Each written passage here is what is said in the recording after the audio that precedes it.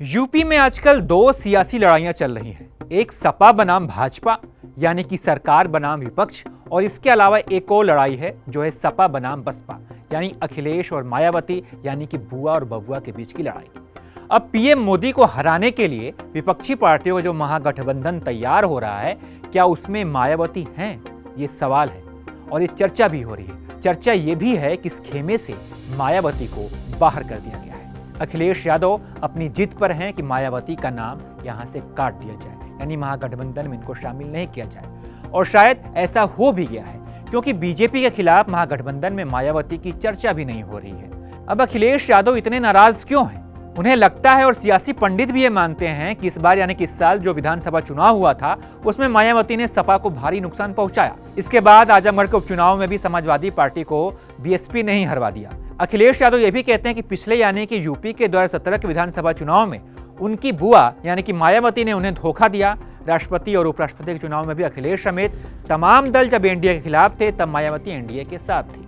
अखिलेश का ये बयान सुनिए। बहुजन समाज पार्टी वो काम करती है जो भारतीय जनता पार्टी कहती है। अगर पिछले चुनाव में 2017 में और पिछले चुनाव में बहुजन समाज पार्टी ने बीजेपी की मदद न की होती तो आज भारतीय जनता पार्टी उत्तर प्रदेश में नहीं। ममता बनर्जी भी एक सभा में एनडीए के खिलाफ विपक्षी दलों की एकजुटता की बात कर रही थी। इस दौरान उन्होंने नीतीश कुमार और अखिलेश यादव का नाम लिया, लेकिन मायावती का नाम लेना वो भूल गई। इससे मायावती के महागठबंधन से आउट होने की चर्चा और भी तेज हो गई। इसके अलावा एक और बात है, यूपी में आजकल बिहार की भी चर्चा हो रही है। कहा जा रहा है कि बिहार से बीजेपी सरकार को हटाया गया है, अब यूपी की बारी है। पोस्टर भी ऐसे लग रहे हैं, यानी बिहार का फॉर्मूला। लेकिन सपा भूल रही है कि बिहार में चिराग पासवान ने नीतीश कुमार का खेल बिगाड़ा था, और वो भी एनडीए से अलग होकर। हो सकता है कि यूपी में चिराग पासवान की भूमिका मायावती निभा रही हो। चिराग की तरह मायावती भी एनडीए से बाहर हैं और वो अखिलेश यादव को नुकसान पहुंचा भी चुकी हैं और आने वाले चुनाव में पहुंचा सकती हैं। और अब लोकसभा चुनाव की बारी है, लोकसभा चुनाव होने हैं। अगर एनडीए के खिलाफ बने महागठबंधन में मायावती को शामिल नहीं किया गया तो बीजेपी की बल्ले बल्ले है।